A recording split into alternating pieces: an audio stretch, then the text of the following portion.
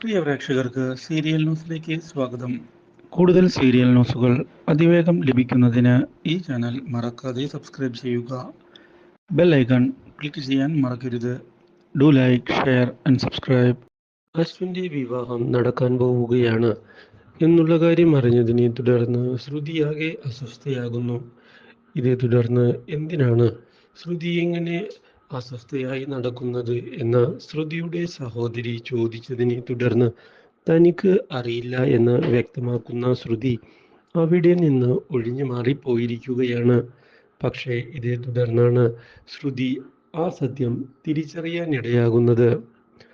കുഞ്ഞന്റെ വിവാഹകാര്യം തന്നെയാണ് തന്നെ മാനസികമായി ഇങ്ങനെ ബുദ്ധിമുട്ടിക്കുന്നത് എന്നും തനിക്ക് അശ്വിനെ ഇഷ്ടമാണ് എന്നുള്ള സത്യവും വേദനയോടെ ശ്രുതി തിരിച്ചറിയുന്നു. പക്ഷേ ഈ വിവാഹം മുടക്കേണ്ട എന്നും വിവാഹം അങ്ങനെ സന്തോഷകരമായി മുന്നോട്ട് പോകട്ടെ എന്നും വിചാരിച്ചുകൊണ്ട് ശ്രുതി തൻ്റെ വിഷമം മറച്ചു വയ്ക്കുകയാണ്. ഇതേസമയം ശ്രുതിയുടെ മാറ്റങ്ങൾ മനസ്സിലാക്കുന്ന അശ്വിൻ എന്താണ് ശ്രുതിയുടെ മനസ്സിലുള്ളത് എന്ന് വ്യക്തമാക്കാൻ വീണ്ടും വീണ്ടും ആവശ്യപ്പെടുന്നു. എങ്കിലും ശ്രുതി അതിന് തയ്യാറാകുന്നുമില്ല.